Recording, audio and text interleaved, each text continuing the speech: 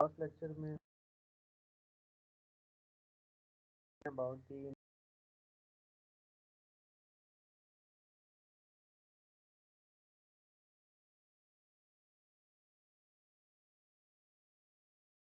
advantages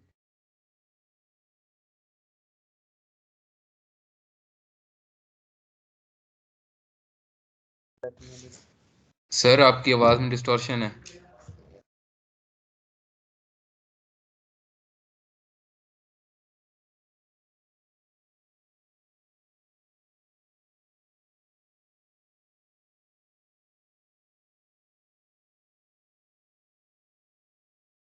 जब ठीक आ रही है। जी सर अब सही है।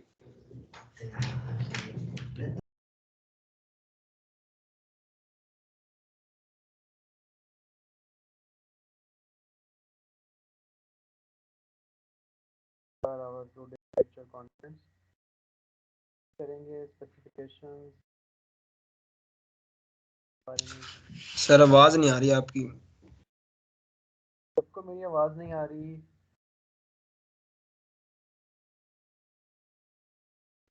जी सर कभी ठीक होती है सर, कभी फिर खराब हो जाती है।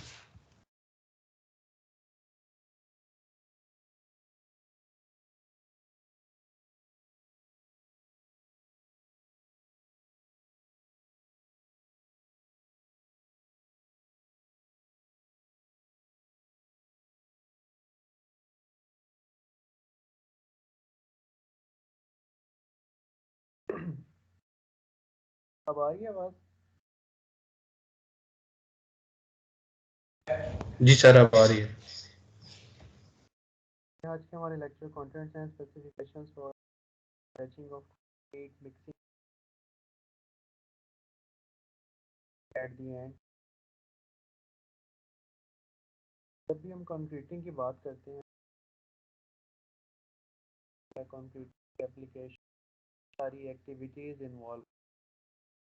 पहली जो एक्टिविटी होती है दैट इज कि आपने ये डिसाइड करना है कंक्रीट में आपको क्या क्या प्रॉपर्टीज़ रिक्वायर हैं। आपकी जो कंक्रीट है उसके अंदर क्या प्रॉपर्टीज़ अवेलेबल होनी चाहिए। अगर हम साइट के लिहाज से बात करें तो साइट के लिहाज से पैरामीटर्स होते हैं, वर्केबिलिटी और एक है स्ट्रेंथ। जब भी कंक्रीट को हम साइट पे लेके जाते हैं तो सबसे पहले उसकी वर्केबिलिटी को चेक किया जाता है और वर्केबिलिटी को हम चेक करते हैं स्लम कॉन टेस्ट की मदद। वर्केबिलिटी बेसिकली हमें ये बताती है कि क्या जो वाटर कंटेंट हमें कंक्रीट के अंदर चाहिए था कंक्रीट के साथ काम करने के लिए या कंक्रीट के साथ वर्किंग करने के लिए, क्या वो वाटर कंटेंट या वो फ्लोएबिलिटी क्या वो फ्लूइडिटी कंक्रीट के अंदर अवेलेबल है या नहीं है। दूसरी चीज़ होती है उसकी स्ट्रेंथ। आपने कंक्रीट को प्लेस कर दिया, कंक्रीट आपकी हार्ड हो गई, तो आपने चेक करना है कि क्या यार मैंने जो कंक्रीटिंग की थी क्या मैंने जो प्रॉपर्टीज़ बताई थी क्या उन्हीं प्रॉपर्टीज़ के मुताबिक कंक्रीट हुई है कि नहीं हुई। उसके लिए हम क्या करते हैं जब कंक्रीटिंग हो रही होती है तो कंक्रीट में से हम कुछ सैंपल कास्ट कर लेते हैं, हम कुछ सिलेंडर्स हम कुछ क्यूब्स वगैरह कास्ट कर लेते हैं। तो उन सिलेंडर्स और क्यूब्स को बाद में हम लैब में भेजते हैं और लैब में जाके उसकी जो स्ट्रेंथ टेस्ट होता है वो उसके ऊपर हम परफॉर्म करते हैं। तो पहला जो स्टेप होता है कंक्रीट की एप्लीकेशन का या कंक्रीटिंग का वो होता है उसकी स्पेसिफिकेशन को डिसाइड करना कि आपको कंक्रीट के अंदर क्या प्रॉपर्टीज़ रिक्वायर हैं। और प्रॉपर्टीज़ जो हैं वेरी करती हैं एप्लीकेशन टू एप्लीकेशन। तो जब आपने ये डिसाइड कर लिया कि स्ट्रेंथ इतनी होनी चाहिए या वर्केबिलिटी कंक्रीट के अंदर जो है वो इतनी होनी चाहिए, अब दूसरा जो स्टेप है वो है बैचिंग। बैचिंग में आपने ये जो है वो डिसाइड करना है कि यार मैंने इंग्रेडिएंट्स कौन से यूज़ करने हैं और इंग्रेडिएंट्स को मैंने कैसे मैयर करना है। ठीक है, बैचिंग का मतलब बेसिकली होता है मैयर करना। तो आपने इंग्रेडिएंट्स को कैसे जो है वो मैयर करना है। अब मैयर करने के दो मेथड हैं, बाय वेट या फिर बाय वॉल्यूम। आपने इंग्रेडिएंट्स को मैयर कर लिया, अब उन इंग्रेडिएंट्स को मैयर करने के बाद अब आपने उनको जो है वो मिक्स करना है। मिक्स करने के लिए हम कंक्रीट मिक्सर यूज़ करते हैं। जितने भी इंग्रेडिएंट्स होते हैं उन सारे इंग्रेडिएंट्स को एक ख़ास प्रोपोर्शन के अंदर मिक्स करते हैं और उनको एक कंक्रीट मिक्सर के अंदर जो है वो अच्छी तरह से जो है वो मिक्स किया जाता है। तो जब मिक्सिंग कंप्लीट हो जाती है, आपकी कंक्रीट तैयार हो जाती है और कंक्रीट जब आपकी रेडी होगी, उसके बाद जो अगला स्टेप है वो है उसकी ट्रांसपोर्टेशन। आपने कंक्रीट को उस पॉइंट पे लेके जाना है जहाँ पर आपने उसको प्लेस करना है, जहाँ पे आपने उसको पोर करना है, जहाँ पे आपने उसको जो है वो डालना है। ट्रांसपोर्टेशन के बाद अगला जो स्टेप होता है वो होता है प्लेसमेंट। लेट्स से आपकी जो कंक्रीट है वो साइड पे पहुँच गई है, तो आपने अपनी कंक्रीट को साइड के ऊपर जो है वो प्लेस करना है। ये सारे के सारे जो स्टेप्स होते हैं ये कंक्रीट की प्रोडक्शन में या कंक्रीट की एप्लीकेशन में जो है वो इन्वॉल्व होते हैं। प्लेसमेंट के बाद अगला जो स्टेप होता है वो होता है कंपैक्शन। कंपैक्शन में क्या होता है कि कंक्रीट के अंदर जो एयर वॉइड्स होते हैं, जो एयर बबल इंट्रैप कर जाते हैं इंग्रेडिएंट्स की मिक्सिंग के दौरान, इन एयर बबल्स को या एयर वॉइड्स को हम वहाँ से रिमूव करते हैं, ताकि हमारी कंक्रीट के अंदर जो एयर वॉइड्स हैं, जो एयर गैप्स हैं, वो कम से कम हों। कंपैक्शन के बाद फिर अगला जो स्टेप होता है वो होता है क्यूरिंग। इन सारे स्टेप्स के बारे में वन बाय वन हम जो है वो स्टडी करेंगे। तो आज हम देखेंगे कि कंक्रीट की स्पेसिफिकेशन से क्या मुराद है, बैचिंग क्या होती है, मिक्सिंग कैसे की जाती है, ट्रांसपोर्टेशन और प्लेसमेंट कैसे की जाती है, ट्रांसपोर्टेशन और प्लेसमेंट के लिए जो इक्विपमेंट्स हैं वो कौन कौन से यूज़ किए जाते हैं। First of all first of all specification. Specifications are basically a detailed description of the design, procedures and materials used to make concrete. Specification का बेसिकली मतलब ये है कि आपको कंक्रीट में जो रिक्वायरमेंट्स चाहिए, आपको कंक्रीट के अंदर जो प्रॉपर्टीज़ अवेलेबल होनी चाहिए, अब आपने उनको डिटेल से जो है वो डिस्क्राइब करना है कि कंक्रीट का मिक्स डिज़ाइन कैसे करना है, कंक्रीट को कैसे डेवलप करना है, कंक्रीट को डेवलप करने के लिए मटेरियल्स जो हैं वो कौन कौन से आपने यूज़ करने हैं, और जब कंक्रीट तैयार हो जाएगी तो कंक्रीट के अंदर क्या क्या प्रॉपर्टीज़ जो हैं वो अवेलेबल होनी चाहिए। जैसे अगर आपने एक स्मार्टफोन लेना है तो आपके माइंड में कुछ स्पेसिफिकेशंस होती हैं कि यार स्मार्टफोन के अंदर ये प्रॉपर्टीज़ है, ये पैरामीटर्स जो हैं वो होने चाहिए। इसी तरह से जब कोई बंदा कंक्रीट परचेज कर रहा होता है किसी कॉन्ट्रैक्टर से या किसी कंक्रीट प्रोड्यूसर से, तो उसके माइंड में कुछ गाइडलाइंस होती हैं कि मैंने जो कंक्रीट यूज़ करनी है वो इस पर्पज़ के लिए यूज़ करनी है, और इस पर्पज़ के लिए जो कंक्रीट होनी चाहिए उसके अंदर ये प्रॉपर्टीज़ अवेलेबल होनी चाहिए। तो वो प्रॉपर्टीज़ या वो जो गाइडलाइंस होती हैं वो बंदा कंक्रीट प्रोड्यूसर को जो है वो कन्वे करता है। A specifications for concrete construction is a set of instructions from the owner, typically written by a design professional as his representative to the concrete contractor. अब बेसिकली जो क्लाइंट होता है वो तो एक नॉन टेक्निकल बंदा होता है। जो कंस्ट्रक्शन का ओनर है वो तो बेसिकली नॉन टेक्निकल बंदा है। अब उसको नहीं पता कि यार कंक्रीट में क्या पैरामीटर्स होने चाहिए, कंक्रीट के अंदर क्या प्रॉपर्टीज़ होनी चाहिए। तो उस ओनर के बिहाफ पे, जब उस क्लाइंट के बिहाफ पे एक इंजीनियर उसको सेट ऑफ इंस्ट्रक्शंस जो है वो प्रिपेयर करके देता है। तो इंजीनियर उसको बताता है कि आपने जो कंक्रीटिंग यूज़ करनी है कॉलम्स में या बीम्स में या फाउंडेशन में, उस कंक्रीट के अंदर आपने सीमेंट इतना यूज़ करवाना है कॉन्ट्रैक्टर से। उसके जो प्रोपोर्शंस हैं वो 1 2 4 या 1 3 6 या 1 1 2 होनी चाहिए। उसके अंदर आपने ये मटेरियल यूज़ करना है, उन मटेरियल्स की आपस में ये प्रोपोर्शंस होनी चाहिए। फलां एग्रीगेट यूज़ करना है, एग्रीगेट का साइज़ इतना रखना है। तो जो ऑनर होगा वो ऑनर अपनी जो रिक्वायरमेंट्स होंगी वो कंक्रीट प्रोड्यूसर को या कंक्रीट कॉन्ट्रैक्टर को देगा। कंक्रीट कॉन्ट्रैक्टर उन इंस्ट्रक्शंस की बेसिस के ऊपर जो कंक्रीट होगी उसको वो तैयार करेगा। Specifications eventually form the basis of a contract, a legal agreement between the owner and the contractor। तो स्पेसिफिकेशन की बेस पे ही ऑनर और कॉन्ट्रैक्टर के दरम्यान में एक लीगल एग्रीमेंट डेवलप होता है, जिसमें जो कॉन्ट्रैक्टर होता है वो बाइंड होता है कि जो इंस्ट्रक्शंस या जो स्पेसिफिकेशंस ऑनर ने उसको कन्वे की हैं, उसने उन्हीं स्पेसिफिकेशंस को फॉलो करते हुए कंक्रीट को जो है वो, इसलिए आपकी जो स्पेसिफिकेशन है वो ज़्यादा से ज़्यादा क्लियर होनी चाहिए, उनको आसानी के साथ जो है वो मुहैया किया जा सकता हो और अचीवेबल होनी चाहिए। ऐसी आप कोई जो है वो स्लम्प की वैल्यू ना बता दें जो कि या स्ट्रेंथ की ऐसी कोई वैल्यू स्ट्रेंथ की ना हो कि जो कि जिसको अचीव करना पॉसिबल ना हो। मटीरियल्स को यूज़ करते हुए। The specification in production and delivery of the concrete are achieved in different ways. अब specification को achieve करने के जो हैं बहुत सारे जो हैं methods हैं। ASTM C94 provides standard specification for the manufacture and delivery of freshly mixed concrete. अब different guidelines को या different standards को हम जो है वो follow करते हैं। इसी तरह से ASTM C94 American Society for Testing in Materials का बेसिकली एक डॉक्यूमेंट है जो कि कंक्रीट की प्रोडक्शन और कंक्रीट की ट्रांसपोर्टेशन के प्रोडक्शन से लेके उसकी डिलीवरी तक जितनी भी गाइडलाइंस हैं, जितनी भी सेट ऑफ इंस्ट्रक्शंस हैं, वो आपको इस डॉक्यूमेंट के अंदर जो है वो मिलेंगी कि कंक्रीट के मटेरियल्स को कैसे आपने जो है वो डिसाइड करना है, मटेरियल्स के अंदर क्या प्रॉपर्टीज़ होनी चाहिए, मटेरियल्स को कैसे मिक्स करना है, जो मिक्सर यूज़ करना है उसकी क्या कैपेसिटी होनी चाहिए और कितनी देर तक मिक्स करना है, कितने नंबर ऑफ रेवोल्यूशन तक आपने मिक्स करना है। तो ये सारी जो गाइडलाइंस हैं, जो इंस्ट्रक्शंस हैं, वो आपको इस डॉक्यूमेंट के अंदर जो है वो मिलेंगी। फ्रॉम नाउ ऑन हम अब आप जितनी भी इंस्ट्रक्शंस या जितने भी आप जो है वो गाइडलाइंस देखेंगे about the production of concrete, वो सब के सब जो है वो इस डॉक्यूमेंट से दी गई हैं। तो ASTM C94 जितनी भी चीज़ें हैं कंक्रीट की मैन्युफैक्चरिंग से लेके उसकी डिलीवरी तक या उसकी ट्रांसपोर्टेशन तक, वो सारी की सारी चीज़ें जो है वो इस डॉक्यूमेंट के अंदर जो है वो कवर करता है। अकॉर्डिंग टू ASTM आप कंक्रीट की जो स्पेसिफिकेशंस हैं उसको तीन तरह से स्पेसिफाई कर सकते हैं। इनके तीन मेथड्स हैं कंक्रीट की स्पेसिफिकेशंस को स्पेसिफाई करने के। पहला मेथड क्या है? Performance based. परफॉर्मेंस बेस्ड में क्या होता है कि आप बता देते हैं कि मुझे कंक्रीट के अंदर ये परफॉर्मेंस चाहिए, ठीक है, मुझे कंक्रीट के अंदर ये स्ट्रेंथ चाहिए, ये इसके अंदर वर्केबिलिटी होनी चाहिए। तो आपने डायरेक्टली उसको ये कन्वर्ट कर दिया कि ये मेरे परफॉर्मेंस पैरामीटर हैं, ये परफॉर्मेंस रिक्वायरमेंट हैं। तो कंक्रीट के अंदर ये परफॉर्मेंस रिक्वायरमेंट अवेलेबल होनी चाहिए। अब जिस बंदे ने कंक्रीट को प्रोड्यूस करना है, जिसने कंक्रीट की प्रोडक्शन करनी है, अब ये उसके ऊपर है कि वो इन परफॉर्मेंस पैरामीटर्स को कैसे अचीव करता है।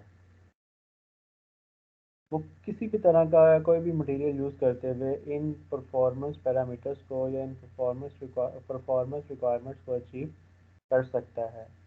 दूसरा मेथड क्या है? वो है प्रिस्क्रिप्शन बेस्ड। प्रिस्क्रिप्शन बेस में आप उसको कंक्रीट की प्रिस्क्रिप्शन बना के देते हैं कि आपने कंक्रीट अगर बनानी है तो ये मटेरियल यूज़ करने हैं, इन प्रोपोर्शंस के अंदर आपने यूज़ करने हैं। इन दोनों में अब डिफरेंस क्या है? पहले में आपने उसको बताया है कि ये उसके अंदर परफॉर्मेंस पैरामीटर्स होने चाहिए। अब ये कॉन्ट्रैक्टर की मर्ज़ी है या कंक्रीट प्रोड्यूसर की मर्ज़ी है कि वो जैसे मर्ज़ी इन परफॉर्मेंस पैरामीटर्स को अचीव करे। जबकि दूसरे मेथड में आप उसके परफॉर्मेंस पैरामीटर्स को प्रिस्क्राइब नहीं कर रहे हैं, बल्कि आप उसके प्रिस्क्रिप्शन या उसके जो इंग्रेडिएंट्स हैं या उसका जो मेथड ऑफ प्रोडक्शन है, आप उसको स्पेसिफाई कर रहे हैं कि कंक्रीट को ऐसे प्रोड्यूस करना है, ये इंग्रेडिएंट्स या ये मटेरियल यूज़ होंगे, मटेरियल्स की टाइप्स ये होंगी, ये उनकी प्रॉपर्टीज़ होंगी, और आपने इन मटेरियल्स को इन इन प्रोपोर्शंस के अंदर रहते हुए जो है वो यूज़ करना है। जबकि ऑप्शन सी जो है वो मिक्स्ड ऑप्शन है। मिक्स ऑप्शन का मतलब है कि आप उसमें परफॉर्मेंस भी स्पेसिफाई कर देते हैं और परफॉर्मेंस के साथ साथ आप उसकी प्रिस्क्रिप्शन भी स्पेसिफाई कर सकते हैं। तो आपने ये तो बता दिया कि स्ट्रेंथ कम से कम इतनी होनी चाहिए, उसके साथ साथ आप उसको ये भी कन्वे करते हैं कि आपने कम से कम जो सीमेंट की अमाउंट है वो इतनी यूज़ करनी है। तो इसमें दोनों चीज़ें आ गई हैं। आप आपने परफॉर्मेंस भी स्पेसिफाई की है, ठीक है, स्ट्रेंथ की वैल्यू बताते हुए, और आपने इसके साथ साथ उसको ये भी कन्वे किया है कि the minimum amount of cement should not be less than this, कि आपने कम से कम इतना सीमेंट उसके अंदर जो है वो यूज़ करना है। तो इसमें दोनों चीज़ें आ जाती हैं, परफॉर्मेंस भी आ जाती है और प्रिस्क्रिप्शन भी आ जाती है। Option A is performance based. It requires the purchaser to specify the compressive strength or other functional requirements only। इसमें बेसिकली जो बंदा परचेज कर रहा होता है कंक्रीट को, वो उसकी जो भी रिक्वायरमेंट्स होती हैं कंक्रीट की, वो रिक्वायरमेंट्स जो है वो कन्वे करता है। While the concrete producer select the mixture proportion needed to obtain the required requirements। अब जो कंक्रीट प्रोड्यूस कर रहा है, अभी उसकी मर्जी है कि जैसे मर्जी वो इन रिक्वायरमेंट्स को जो है वो अचीव करे।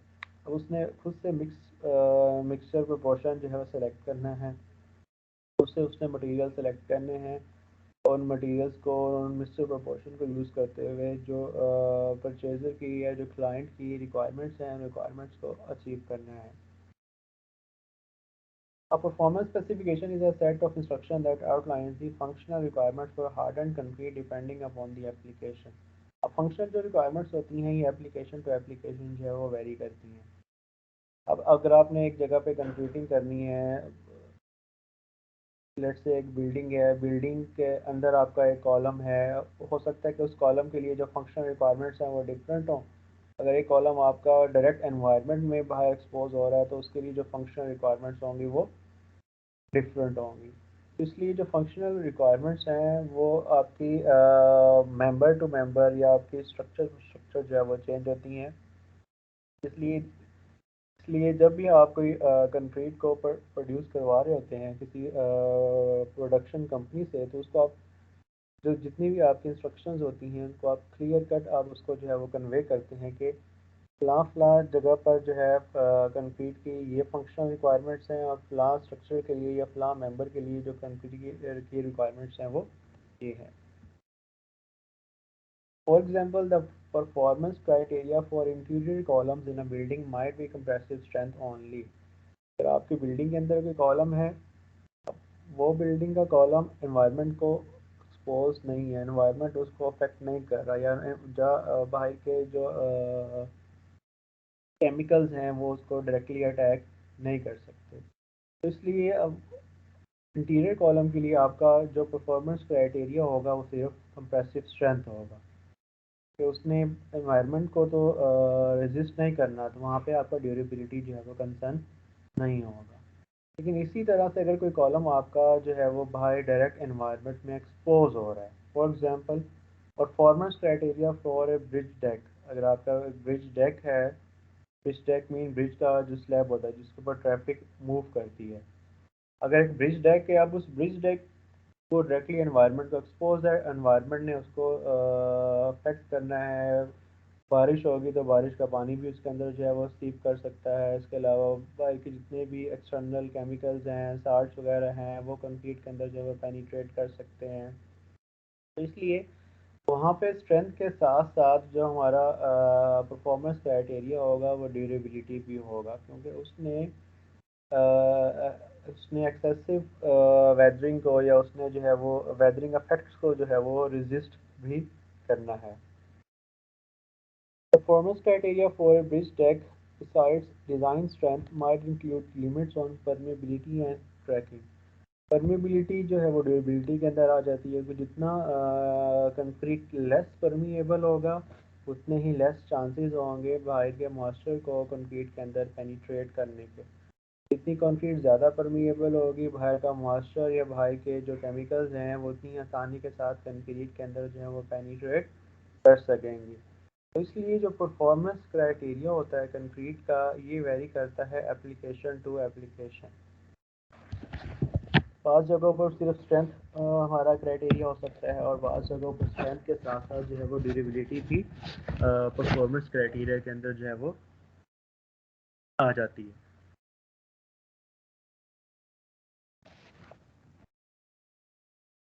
दूसरा जो ऑप्शन है वो है प्रिस्क्रिप्शन बेस। प्रिस्क्रिप्शन बेस के अंदर जो परचेजर है वो स्पेसिफाई करता है मिक्सचर प्रोपोर्शंस को। मिक्सचर प्रोपोर्शन मीन के जो इंग्रेडिएंट्स यूज़ होने हैं कंक्रीट की प्रोडक्शन में, उन इंग्रेडिएंट्स को किस प्रोपोर्शंस के अंदर रहते हुए जो है वो यूज़ करना है। जैसे सीमेंट है, सीमेंट की क्वांटिटी कितनी यूज़ करनी है, वाटर है, वाटर की क्वांटिटी कितनी यूज़ करनी है, एडमिक्सचर जो है वो कितना यूज़ करना है, एग्रीगेट्स कौन से यूज़ करने हैं, कंक्रीट को जो है वो कैसे जो है वो डेवलप करना है, कैसे कंक्रीट के इंग्रेडिएंट्स को आपस में मिक्स करना है। तो ये सारी चीज़ें जो है वो प्रिस्क्रिप्शन बेस्ड स्पेसिफिकेशंस के अंदर जो है वो आ जाती हैं। प्रिस्क्रिप्शन के अंदर हम ये स्पेसिफाई करते हैं कि कंक्रीट को कैसे डेवलप करना है, कैसे उसको प्रोड्यूस करना है और कौन कौन से मटेरियल यूज़ करने हैं, लेकिन इसके अंदर हम उसकी जो परफॉर्मेंस रिक्वायरमेंट्स होती हैं उनको हम डिफाइन नहीं करते। ऑप्शन सी जो है वो एक मिक्स ऑप्शन है। ऑप्शन सी के अंदर जो कंक्रीट प्रोड्यूसर होता है उसको क्या नाम है, मिक्सचर प्रोपोर्शन भी स्पेसिफाई की जाती हैं, और मिक्सचर प्रोपोर्शन के साथ साथ कोई परफॉर्मेंस क्राइटेरिया भी उसको स्पेसिफाई किया जा सकता है। फॉर एग्जांपल हम ये इसको कह सकते हैं कि this is the required compressive strength and the cement content should not be less than this, कि आपने इससे सीमेंट कंटेंट से कम यूज़ नहीं करना, या जो वाटर कंटेंट है वो इससे ज़्यादा नहीं होना चाहिए। तो इसमें स्पेसिफिक, इसमें प्रिस्क्रिप्शन बेस स्पेसिफिकेशन भी आ जाती है, और इसके अंदर जो परफॉर्मेंस क्राइटेरिया है वो भी आ जाता है। तो जब भी हम कंक्रीट को परचेज कर रहे होते हैं किसी परचेजर से, तो कंक्रीट की जो स्पेसिफिकेशंस होती हैं वो इन तीनों में से किसी एक मेथड के ज़रिए उसको जो है वो स्पेसिफाई की जाती हैं। सर एक क्वेश्चन है जी बच्चे। सर, ये ऑप्शन ए में है ना, परफॉर्मेंस बेस में आपने कहा है वो कंप्रेसिव स्ट्रेंथ की बात होगी, ड्यूरेबिलिटी की बात नहीं होगी। तो वो ड्यूरेबिलिटी सर, विथस्टैंडेबिलिटी तो वो तो परफॉर्मेंस में ही नहीं आ जाती। मैंने आपको ये कहा कि जो परफॉर्मेंस में या कंप्रेसिव स्ट्रेंथ होगी, या कंप्रेसिव स्ट्रेंथ के साथ साथ ड्यूरेबिलिटी भी होगी। जो परफॉर्मेंस क्राइटेरिया है वो कंक्रीट की एप्लीकेशन टू एप्लीकेशन करते हैं। ठीक है, जैसे अगर आप एक बिल्कुल सेफ एनवायरनमेंट के अंदर कंक्रीटिंग कर रहे हैं, ठीक है, उस कंक्रीटिंग को ना कभी धूप लगनी है, ना कभी उस कंक्रीट के ऊपर बारिश पड़नी है, तो उसका तो मतलब ये है कि वेदर ने उस कंक्रीट को डैमेज नहीं करना, तो वहाँ पे हमारा ड्यूरेबिलिटी कंसर्न नहीं होगा। लेकिन अगर आप एक ऐसी जगह पे कंक्रीटिंग कर रहे हैं जहाँ पे उसको डायरेक्टली वो सन को भी एक्सपोज है, रेन वाटर भी उसके अंदर पेनिट्रेट कर सकता है, तो इसका मतलब है कि हमने उसको बाहर के एनवायरनमेंट से प्रोटेक्ट करना है, तो वहाँ पर फिर हमारा ड्यूरेबिलिटी भी कंसर्न होगा। Okay sir.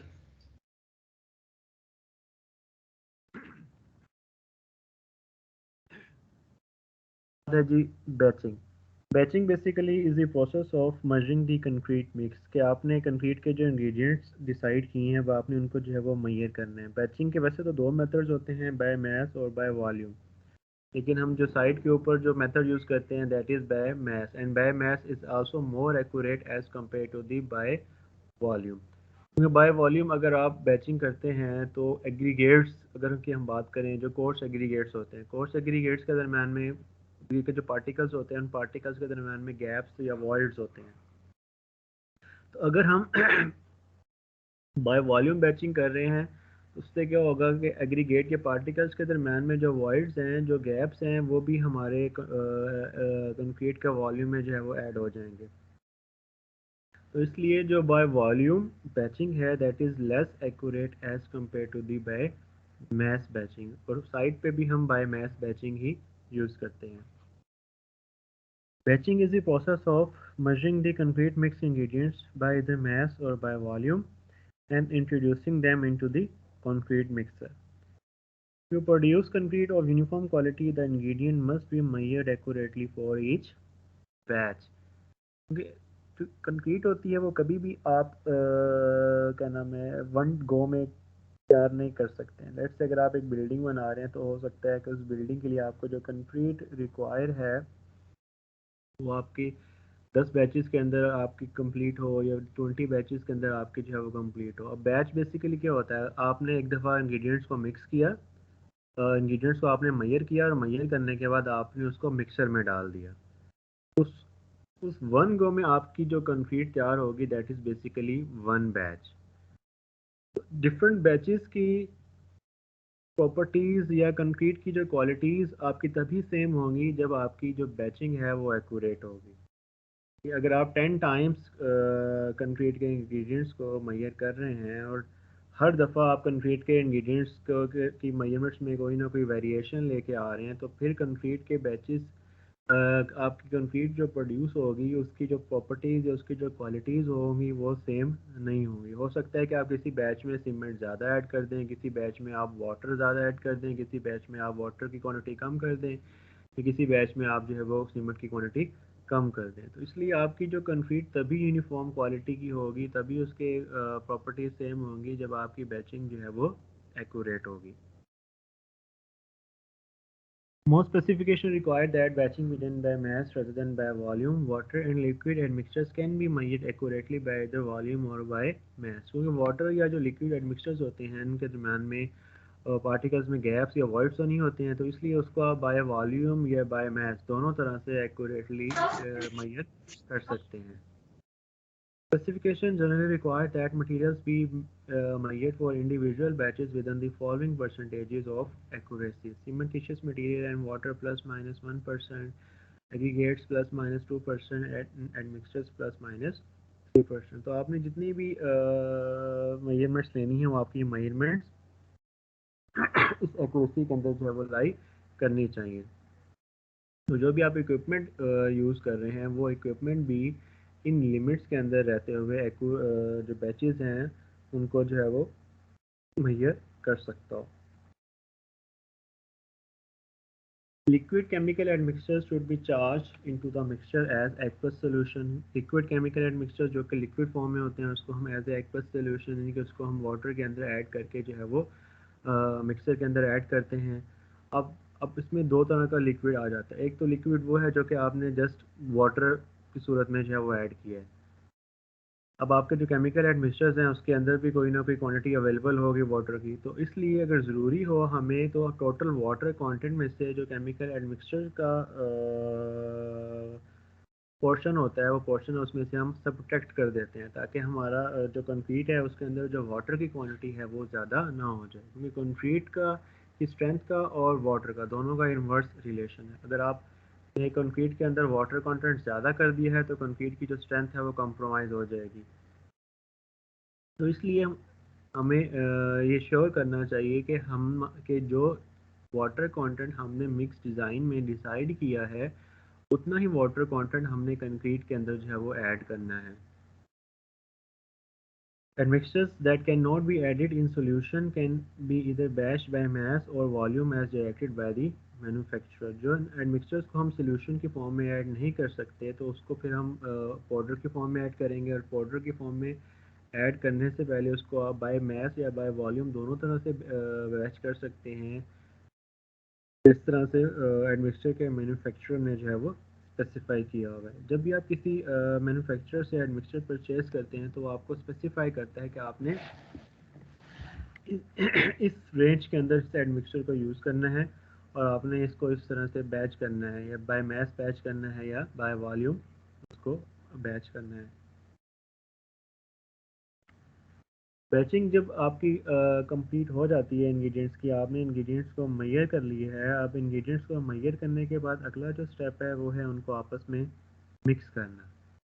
तो after batching of concrete ingredients they are mixed in equipments specified by the standard code of practice. कि जो हमें इक्विपमेंट्स स्टैंडर्ड्स कोड ने स्पेसिफाई किए हुए हैं उन इक्विपमेंट्स को यूज़ करते हुए हमने कंक्रीट के इंग्रेडिएंट्स को जो है वो मिक्स करना है. All the concrete ingredients should be mixed thoroughly until it is uniform in appearance with all ingredients evenly distributed. तो थंब रूल है वो ये क्या है कि हमने कंक्रीट के इंग्रेडिएंट्स को इतना थॉरोली मिक्स करना है कि कंक्रीट की जो अपीयरेंस है वो यूनिफॉर्म हो जाए, और जितने भी उसके इंग्रेडिएंट्स हैं cement, coarse aggregate, fine aggregate या एडमिक्सचर, वो सारे के सारे जो हैं वो इवनली डिस्ट्रीब्यूट हो जाएं. ASTM C94 specifies that mixer should not be loaded above their rated capacity. Her mixer की एक कैपेसिटी होती है, उस कैपेसिटी के अंदर रहते हुए हमने उसको जो है वो यूज़ करना है, क्योंकि उस कैपेसिटी पे उसकी जो मिक्सिंग होगी वो एफिशिएंट होगी. अगर आप उसकी कैपेसिटी से उसको ज़्यादा ओवरलोड कर देते हैं तो उससे उसकी मिक्सिंग स्पीड और उसकी जो मिक्सिंग एफिशिएंसी होगी वो डिस्टर्ब हो जाएगी. तो उससे अल्टीमेटली क्या होगा कि कंक्रीट के जो इंग्रेडिएंट्स होंगे वो थॉरोली मिक्स नहीं होंगे.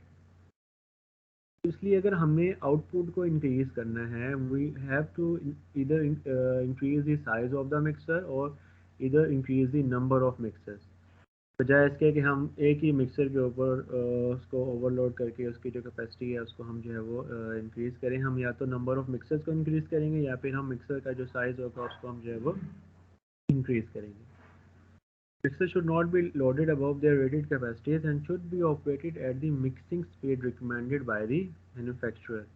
Increased output should be obtained by using a larger mixer or additional mixer rather than by speeding up or overloading the equipment on hand.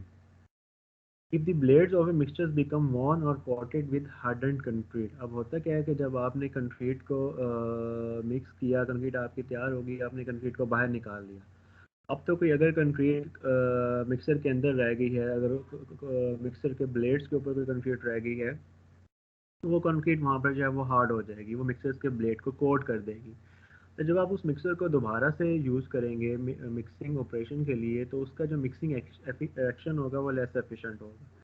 इसलिए हमने इस चीज़ का ख्याल करना है कि जो मिक्सिंग ब्लेड्स हैं वो क्लियर होने चाहिए, उसके ऊपर किसी भी तरह की कंक्रीट की कोई कोटिंग वगैरह अवेलेबल नहीं होनी चाहिए। और जैसे ही हम एक बैच कंप्लीट करें तो फ़ौरन से हमें मिक्सर को जो है वो क्लीन करना चाहिए, ताकि जो कंक्रीट उसके अंदर रह गई है वो उसकी सरफेस के साथ या उसके ब्लेड्स के साथ जो है वो कोट ना हो जाए। If the concrete has been adequately mixed, sample taken from the different portions of a batch will have the same properties। अगर आपने कंक्रीट को थोरोली मिक्स कर लिया है, अगर आप कंक्रीट के एक बैच में से डिफरेंट सैंपल्स लेंगे तो उन सारे सैंपल्स की जो प्रॉपर्टीज़ हैं वो सेम होनी चाहिए। डेंसिटी सेम होनी चाहिए, स्लम सेम होना चाहिए, कोर्स एग्रीगेट कंटेंट सेम होना चाहिए।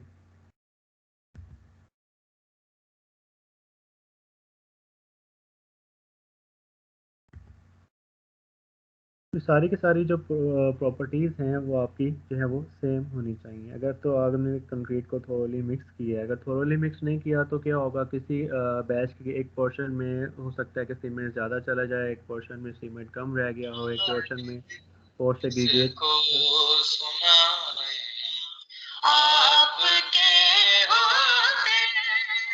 ओके, माइक किसका ऑन है?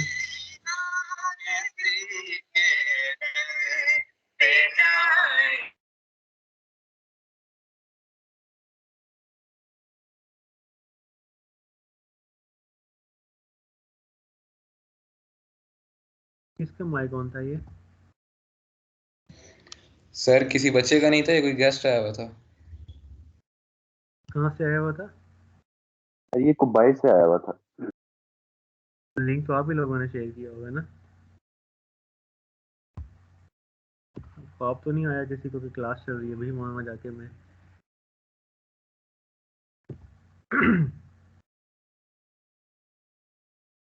खैर। तो कंक्रीट को आपने थोरोली मिक्स कर लिया है, तो बैचेस की जो प्रॉपर्टीज़ होंगी डिफरेंट पोर्शंस में, वो सारी की सारी जो है वो सेम होनी चाहिए। अगर आपने थोरोली मिक्स नहीं किया तो फिर उसकी जो प्रॉपर्टीज़ होंगी वो सेम नहीं होंगी। उसके बाद अब आ जाती हैं मिक्सिंग की टाइप्स। मिक्सर्स जो होते हैं जो वो दो तरह के होते हैं, एक होता है स्टेशनरी मिक्सर और एक होती है सेंट्रल मिक्सिंग। स्टेशनरी मिक्सर ये होता है कि अगर आपने कंक्रीट को आपकी जो फील्ड है या जो साइट है, अगर आप वहीं पे कंक्रीट को मिक्स कर रहे हैं तो उसको फिर हम स्टेशनरी मिक्सिंग जो है वो बोलते हैं। अगर आप कंक्रीट को ड्यूरिंग दी ट्रांसपोर्टेशन जो है वो मिक्स कर रहे हैं, ठीक है, यानी कि ट्रांसपोर्टेशन के दौरान कंक्रीट के इंग्रेडिएंट्स को आप मिक्स कर रहे हैं, तो that is called central mixing. Concrete is sometimes mixed at the job site in a stationary mixer or a paving mixer. Stationary mixers include both on-site mixers and central mixers in ready-mix plants. They are available in sizes up to 9 cubic meter and can be of tilting or non-tilting type or the open top revolving blade. ये basically होते हैं आपके stationery mixers के। आपने एक ही जगह पे आपका मिक्सर पड़ा हुआ है, आपने उसके अंदर कंक्रीट के इंग्रेडिएंट्स को जो है वो ऐड किया है, कंक्रीट के इंग्रेडिएंट्स को आपने मिक्स किया, मिक्स करने के बाद आपने कंक्रीट के को जो है वो आगे की तरफ ट्रांसपोर्ट कर दिया। तो इसमें जितने भी कंक्रीट के मिक्सर्स होते हैं उसमें कि लोडिंग स्किप होता है, जो आपको यहाँ पर नज़र आ रहा है। इस लोडिंग स्किप के ज़रिए जो कंक्रीट के जो इंग्रेडिएंट्स होते हैं उन इंग्रेडिएंट्स को मिक्सर्स के अंदर हम जो है वो इंट्रोड्यूस करवाते हैं। इसके साथ साथ जितने भी मिक्सर्स होते हैं उनके साथ ये एक डिस्चार्ज श्यूट होता है। इस डिस्चार्ज श्यूट के ज़रिए जो कंक्रीट होती है उस कंक्रीट को जो है वो प्लेस किया जाता है। Many stationary mixers have timing devices. कुछ stationary mixer के साथ जो है वो timing devices भी होते हैं जिसमें हम उसको लॉक कर देते हैं कितने टाइम तक हमने कंक्रीट को मिक्स करना है, और जब तक वो टाइम कंप्लीट नहीं होता कंक्रीट को हम जो है वो वहाँ से डिस्चार्ज नहीं करा सकते. Many specifications require a mixing time of 1 minute plus 15 seconds for every cubic meter concrete. Unless mixer performance tests demonstrate that shorter periods are acceptable and will provide a uniform concrete mixture. तो वो सारे जो specifications हैं ये specify करती हैं कि अगर आप 1 क्यूबिक मीटर कंक्रीट बना रहे हैं तो उस 1 क्यूबिक मीटर कंक्रीट के इंग्रेडिएंट्स को आपने at least 1 minute and 15 seconds तक जो है वो मिक्स करना है. अब ये टाइम कम भी हो सकता है और ये ज़्यादा भी हो सकता है, ये डिपेंड करता है कि हमारा जो मिक्सर है वो कितना ज़्यादा मिक्सिंग एफिशिएंट है. Short mixing can result in the non homogeneous mixtures. अगर आप कंक्रीट के इंग्रेडिएंट्स को प्रॉपरली मिक्स नहीं करते हैं, जो आपका रिक्वायर्ड टाइम है उस रिक्वायर्ड टाइम तक आप अगर आप कंक्रीट के इंग्रेडिएंट्स को मिक्स नहीं करते हैं तो उससे आपका जो मिक्सचर होगा that will be non homogeneous. Non homogeneous mean कि आपके कंक्रीट के जो इंग्रेडिएंट्स होंगे वो इवनली डिस्ट्रीब्यूट नहीं होंगे. किसी जगह पर आपका किसी पोर्शन में एग्रीगेट कंटेंट ज़्यादा होगा तो किसी पोर्शन में आपका जो सीमेंट कंटेंट होगा वो ज़्यादा होगा. Short mixing time can result in non-homogeneous mixtures, poor distribution of air voids, and poor strength gain and early stiffening problems. Early stiffening problems कैसे हो सकते हैं? जिस जगह पे आपका सीमेंट कंटेंट ज़्यादा चला गया है वो पोर्शन जो है वो जल्दी आपका सेट हो जाएगा. अगर आपका किसी जगह पर सीमेंट कंटेंट कम है तो वो पोर्शन आपका जो है वो देर से जो है वो सेट होगा.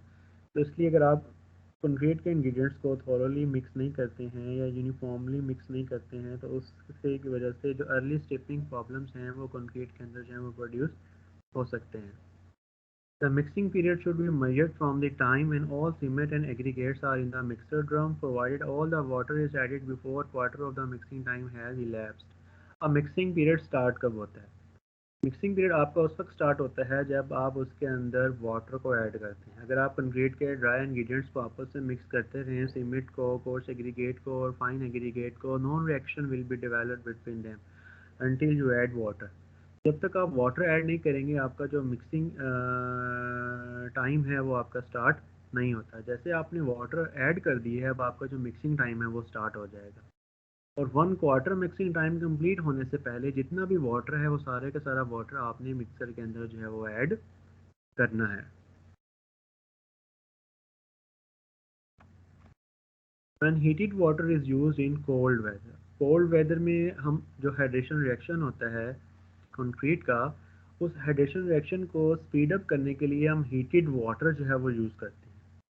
अब हीटेड वाटर का क्या होता है कि जैसे ही हीटेड वाटर, अब क्योंकि टेम्परेचर ज़्यादा होता है इसका, तो जैसे ही ये सीमेंट के साथ कॉन्टैक्ट में आता है फ़ौरन से जो हाइड्रेशन रिएक्शन होता है वो एक्सेलरेट हो जाता है और कंक्रीट जो है वो कंक्रीट के अंदर जो रैपिड स्टिफनिंग के जो प्रॉब्लम्स हैं वो प्रोड्यूस हो सकते हैं. तो अगर हम कोल्ड वेदर के अंदर हीटेड वाटर यूज़ कर रहे हैं तो फिर हमें जो इंग्रेडिएंट्स को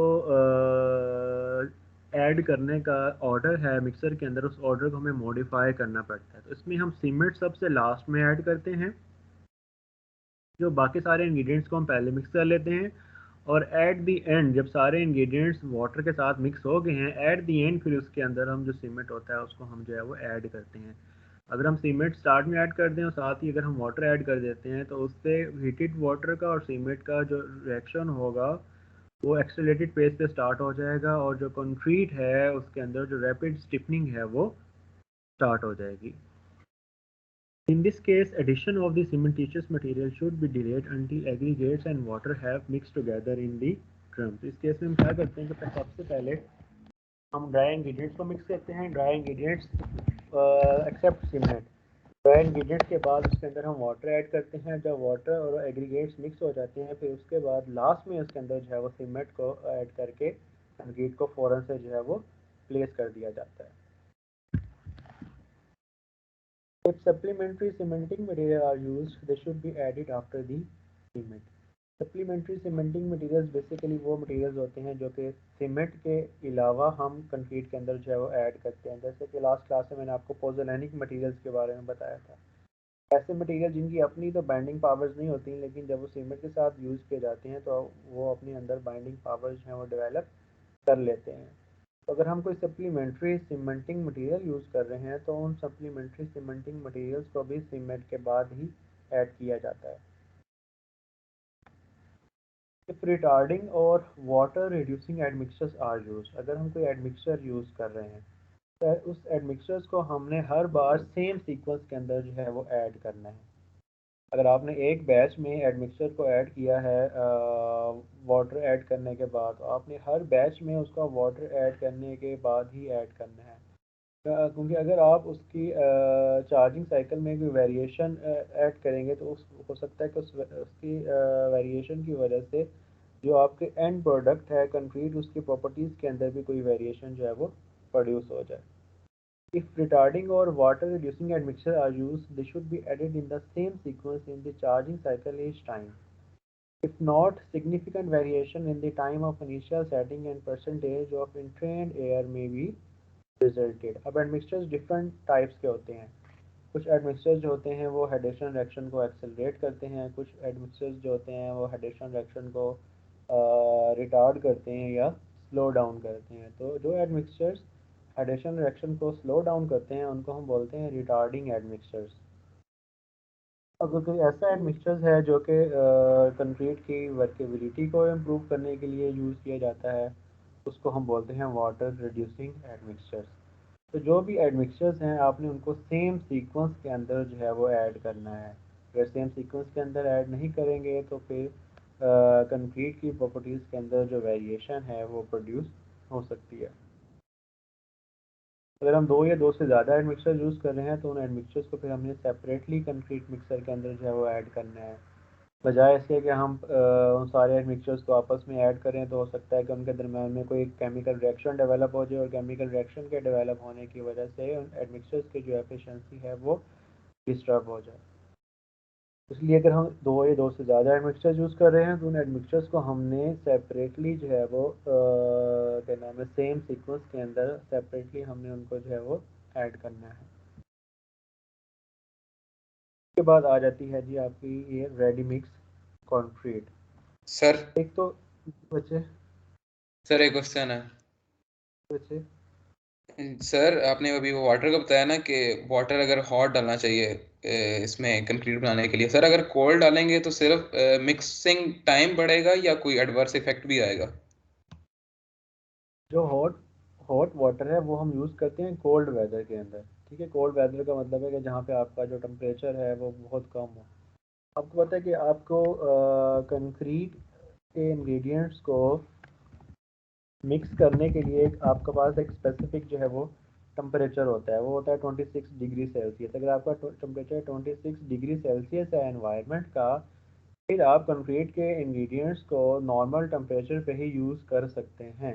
लेकिन जब आपका टेम्परेचर या इससे ज़्यादा हो जाए या इससे कम हो जाए, दोनों सिनेरियोज़ के अंदर फिर आपको कंक्रीट के इंग्रेडिएंट्स के अंदर जो है वो मॉडिफिकेशन करनी पड़ती है। अगर आपका टेम्परेचर कम हो रहा है, इसका मतलब है कोल्ड वेदर है। जब आपका टेम्परेचर कम होगा ओबियसली आप कंक्रीट के अंदर जब वाटर ऐड करेंगे उसका भी टेम्परेचर कम होगा। तो टेम्परेचर कम होने की वजह से क्या होगा, कंक्रीट का जो हाइड्रेशन प्रोसेस है वो बहुत ज़्यादा स्लो डाउन हो जाएगा। कंक्रीट आपकी जो है वो हार्ड ही नहीं होगी, वो सेट ही नहीं होगी। इसलिए हम क्या करते हैं, हम इस चीज़ को प्रिवेंट करने के लिए या इस सिचुएशन से बचने के लिए हम या तो कंक्रीट के इंग्रेडिएंट्स को हीट कर लेते हैं या फिर हम उसके अंदर हीटेड वाटर यूज़ करते हैं, ताकि आपकी जो कंक्रीट है वो कोल्ड वेदर के अंदर भी जो है वो सेट हो जाए। Okay sir, thank you. ये हॉट वाटर सिर्फ हम कोल्ड वेदर में ही यूज़ करते हैं। नॉर्मल कंडीशन में जो नॉर्मल टेम्परेचर पे जो वाटर होता है हम वही जो है वो उसके अंदर यूज़ करते हैं।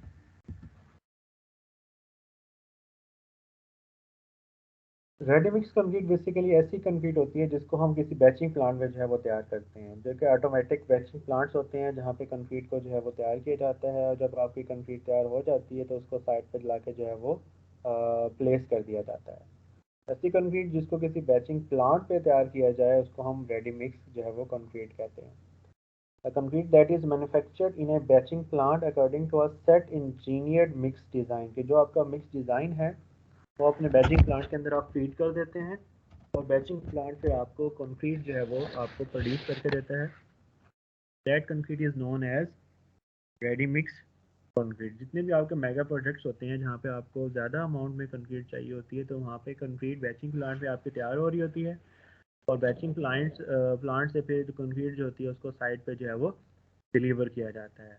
बैचिंग प्लांट से कंक्रीट को दो तरह से जो है वो डिलीवर किया जाता है। First is the in transit mixers. In transit mixer जो है बेसिकली वो आपके ये मिक्सर्स होते हैं 1.6 क्यूबिक मीटर ट्रांजिट मिक्सर है। अब ये मिक्सर बहुत स्लो स्पीड के साथ जो है वो रोटेट कर रहा होता है। अक्सर आपने ये इसको सड़कों वगैरह पे भी देखा होगा कि आपकी जो कंक्रीट होती है उस कंक्रीट को इस मिक्सर के ज़रिए जो है वो बैचिंग प्लांट से साइट तक जो है वो ट्रांसपोर्ट किया जाता है। अब पाकिस्तान के अंदर यही मिक्सर जो है वो यूज़ किए जाते हैं। अब ये जो मिक्सर होता है एक बहुत ज़्यादा स्लो स्पीड के साथ जो है वो रोटेट कर रहा होता है, एजिटेट कर रहा होता है। अब इसका पर्पज़ ये होता है कि हम कंक्रीट को एक बहुत स्लो स्पीड के साथ जो है वो मूव करवाए रखते हैं ताकि आपकी जो कंक्रीट है वो सेट होना ना शुरू हो जाए। और दूसरा जो मेथड है वो है volumetric concrete mixer. Volumetric concrete mixer जो है आपका ये वॉल्यूमेट्रिक कंक्रीट मिक्सर है लेकिन ये पाकिस्तान में यूज़ नहीं किया जाता। इस वॉल्यूमेट्रिक कंक्रीट मिक्सर के अंदर जो कंक्रीट होती है उसको ड्राई इंग्रेडिएंट्स की फॉर्म में जो है वो साइट के ऊपर ट्रांसपोर्ट किया जाता है और साइट पे जाके इसी मिक्सर के अंदर जो इंग्रेडिएंट्स होते हैं उनके साथ वाटर मिक्स करके फिर कंक्रीट को जो है वो प्लेस कर दिया जाता है। कि पाकिस्तान में मैं आपको बताया कि पाकिस्तान में जो ट्रांजिट मिक्सर है यही यूज़ किया जाता है। पाकिस्तान में कम्प्लीटली तौर पे जो कंक्रीट होती है उसको बैचिंग प्लांट में तैयार किया जाता है और बैचिंग प्लांट से कंक्रीट को फिर ट्रांजिट मिक्सर्स के ज़रिए साइट तक जो है वो ट्रांसपोर्ट किया जाता है, साइट तक जो है वो डिलीवर किया जाता है। ये बेसिकली जो वॉल्यूमेट्रिक कंक्रीट मिक्सर है ये उसका वर्किंग प्रिंसिपल है। इसमें डिफरेंट बिन्स बनी होती हैं और बिन्स के अंदर जो है वो आपके इंग्रेडिएंट्स होते हैं। ठीक है, जैसे यहाँ पर ये फाइन एग्रीगेट है, ये कोर्स एग्रीगेट है, यहाँ पर जो है ये सीमेंट है, यहाँ पर ये एडमिक्सचर्स के बॉक्सेस हैं और लास्ट में ये यहाँ पर जो है ये वाटर सप्लाई है।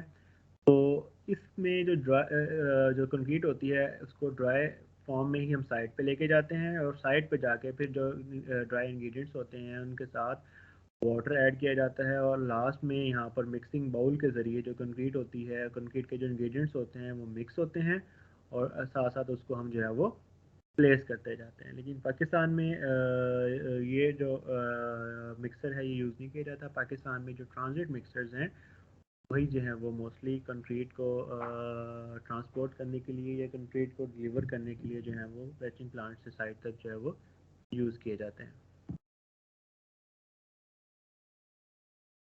And this is the picture of a small batching plant.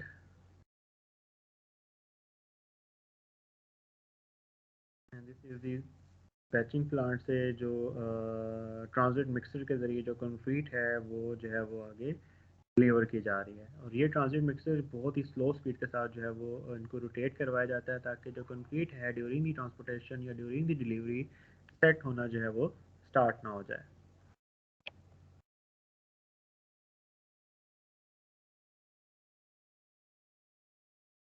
तो यहाँ पर अगर आपका जो है डिस्टेंस बहुत ज़्यादा शॉर्ट हो बैचिंग प्लांट का और साइट का, वहाँ पर हम सिंपल ये नॉन एजिटेटिंग ट्रक्स के ज़रिए भी कंक्रीट को जो है वो ट्रांसपोर्ट करवाते हैं। लेकिन ये सिनेरियो में यूज़ किया जाता है जहाँ पर आपका जो डिस्टेंस है वो बहुत ज़्यादा शॉर्ट हो between the batching plant and your point of application. तो रेडी मिक्स कंक्रीट को जो है वो तीन तरह से जो है वो मैन्युफैक्चर किया जाता है। The first method is the central mixed concrete. Central mixed concrete में कंक्रीट को मुकम्मल तौर पे बैचिंग प्लांट पे ही तैयार किया जाता है। बैचिंग प्लांट में ही कंक्रीट को मुकम्मल तौर पे मिक्स किया जाता है और देन उसको डिलीवर किया जाता है इधर इन द फॉर्म ऑफ इधर इन ट्रक एजिटेटर, ट्रक मिक्सर्स और द नॉन एजिटेटिंग ट्रक्स। ये बेसिकली ये आ जाता है नॉन एजिटेटिंग ट्रक में ये जो मिक्सर है ये आ जाता है एजिटेटिंग ट्रक में या फिर एजिटेटिंग मिक्सर्स में। सेंट्रल मिक्स कंक्रीट को में कंक्रीट को कम्प्लीटली तौर पे बैचिंग प्लांट में मिक्स किया जाता है और फिर इसको ट्रांसपोर्ट करवाया जाता है by using any of the equipment. दूसरा जो मेथड है वो है shrink mix concrete. Shrink mix concrete में कंक्रीट को पार्शली तौर पे बैचिंग प्लांट में मिक्स किया जाता है और पार्शली तौर पे कंक्रीट को जो है वो ड्यूरिंग दी ट्रांसपोर्टेशन उसको जो है वो मिक्स किया जाता है। और ये यहाँ पर ये क्या नाम है, हम उस सिनेरियो में यूज़ करते हैं जहाँ पर आपका जो डिस्टेंस है between the batching plant and between your side वो ज़्यादा हो। तो हम कंक्रीट को पार्शली तौर पे बैचिंग प्लांट में मिक्स करवा लेते हैं और पार्शली तौर पे ड्यूरिंग दी ट्रांसपोर्टेशन जब हम डिलीवर कर रहे होते हैं ड्यूरिंग दी ट्रांसपोर्टेशन उसकी जो मिक्सिंग होती है उसको हम जो है वो कंप्लीट करवा लेते हैं।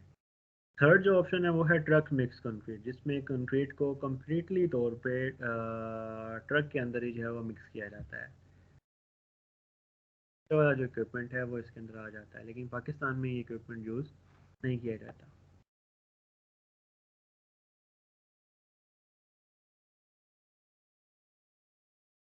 This is the schematic drawing diagram of a ready mix batching plant of concrete।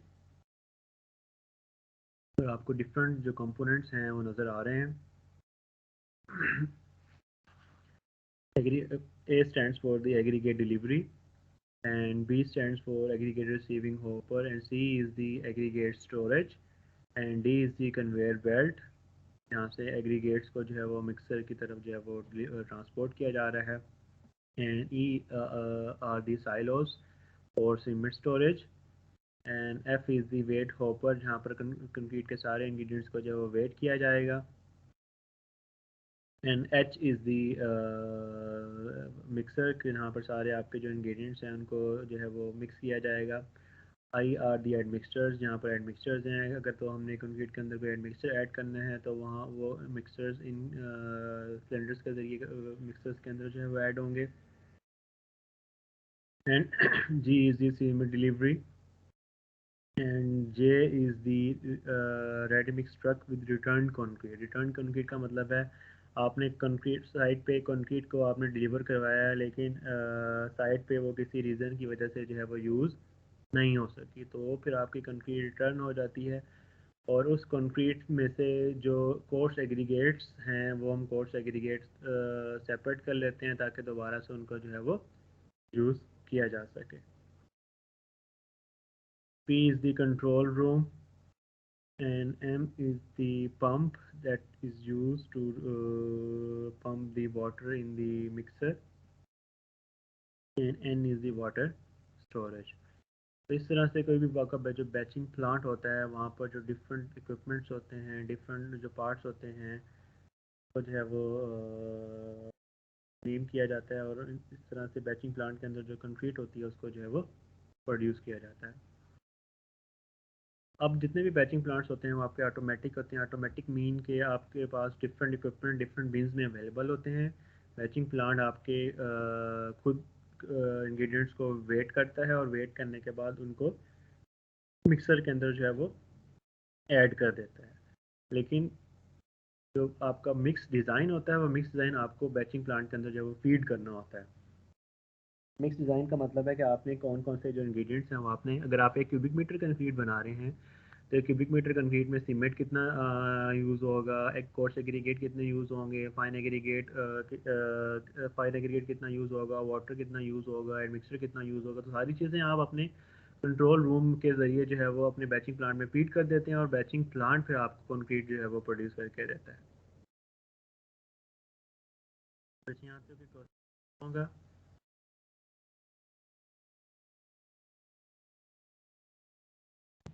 No sir, clear है। Okay, the next topic is the remixing of concrete। remixing of concrete का मतलब है कि आपने कंक्रीट को एक बार आपने मिक्स कर लिया, अब आप उसको दोबारा मिक्स करना चाह रहे हैं तो किन कंडीशंस के अंदर रहते हुए आपने उसको दोबारा जो है वो मिक्स करना है। होता क्या है, अगर आपकी कंक्रीट फ्रेश स्टेट में है और फ्रेश स्टेट से वो आहिस्ता आहिस्ता जो है वो स्टिफ होना शुरू हो जाती है। अब जब आपकी कंक्रीट स्टिफ होना शुरू हो गई है, अब आप उस कंक्रीट को यूज़ नहीं कर सकते हैं, तो उसको इस्तेमाल के काबिल बनाने के लिए आप क्या करते हैं, उसके अंदर थोड़ा सा वाटर ऐड करके आप उसको दोबारा से अच्छी तरह से जो है वो मिक्स करते हैं, ताकि दोबारा से आपकी जो कंक्रीट है वो प्लास्टिक स्टेट में या फिर फ्रेश स्टेट में आ जाए। Fresh concrete that is left to agitate in the mixer drum tends to stiffen. Such concrete may be used if upon remixing it becomes sufficiently plastic to be compacted in the forms. अगर आपकी concrete fresh state से stiff state में चली गई है, अब आप उसको दोबारा से रिमिक्स करेंगे, उसके अंदर वाटर ऐड करके, अगर तो प्लास्टिक स्टेट में आ जाती है तो आप उसको दोबारा से जो है वो यूज़ कर सकते हैं। लेकिन रिमिक्स करने का एक ड्रॉबैक ये होता है, अगर आपका जो टोटल जो वाटर रिक्वायरमेंट है, आपकी जो वाटर रिक्वायरमेंट है, अगर आपने उससे ज़्यादा वाटर ऐड कर दिया तो उससे उसकी जो स्ट्रेंथ होगी वो आपकी कंप्रोमाइज़ हो जाएगी। ASTM C94 allows water to be added to mix the concrete when the truck arrives on the job site and the slump is less than the specified. अब लेट्स से आपका एक truck आता है concrete लेके, आप उस concrete का slump check करते हैं तो आपको पता चलता है कि ये जो स्लम्प है ये हमारे स्पेसिफाइड स्लम्प से बहुत कम है। उसकी रीज़न ये है कि आपकी जो कंक्रीट है वो तो स्टिफ होना स्टार्ट हो गई है। अब आप जी ने ये डिसाइड करना है कि क्या मैं इस कंक्रीट के अंदर एक्स्ट्रा वाटर ऐड करके इसको दोबारा से रिमिक्स कर सकता हूँ या नहीं रिमिक्स कर सकता। इन कंडीशंस की बेस के ऊपर हम ये डिसाइड करते हैं कि whether remixing of the concrete should be allowed और not. Maximum allowable water cement ratio is not exceeded. आपने अगर उसके अंदर एक्स्ट्रा वाटर भी ऐड करना है तो एक्स्ट्रा वाटर ऐड करने के बाद भी जो अलाउएबल वाटर सीमेंट रेशो है वो आपकी एक्सीड नहीं करनी चाहिए।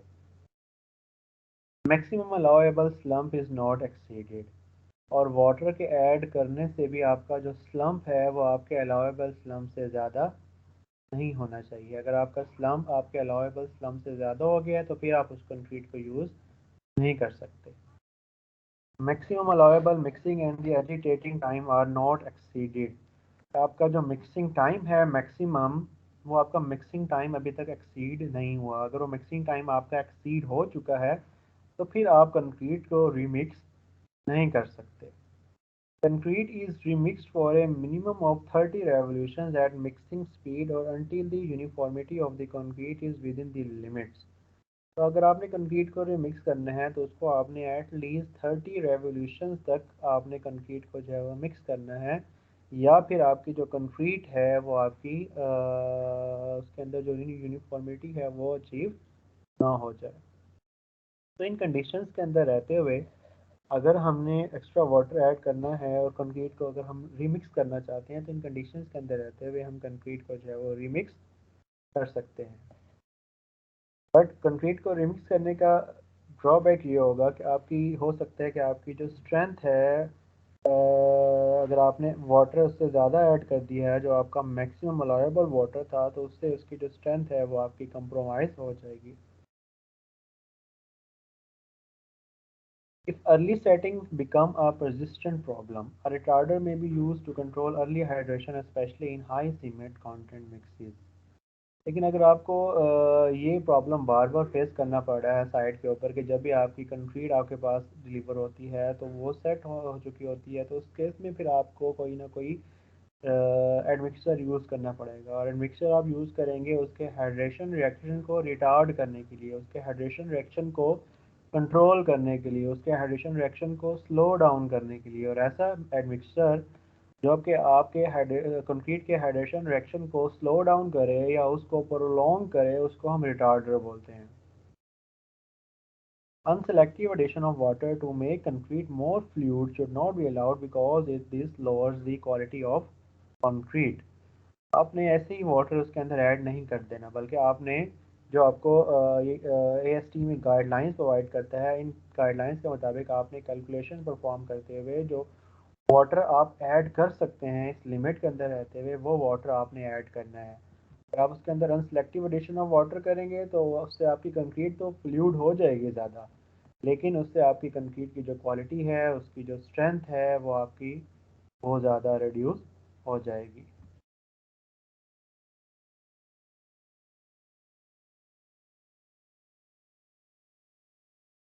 तो मिक्सिंग ऑफ कंक्रीट के बाद जो नेक्स्ट स्टेप होता है that is the transportation and handling of concrete. अब आपने कंक्रीट को साइट के ऊपर जो है वो ट्रांसपोर्ट करना है, साइट के ऊपर आपने उसको जो है वो डिलीवर करना है। और कंक्रीट की को ट्रांसपोर्टेशन या हैंडलिंग के लिए हमने जो इक्विपमेंट यूज़ करने हैं या हमने जो भी मशीनरी यूज़ करनी है वो हमने इस तरह से यूज़ करनी है कि आपकी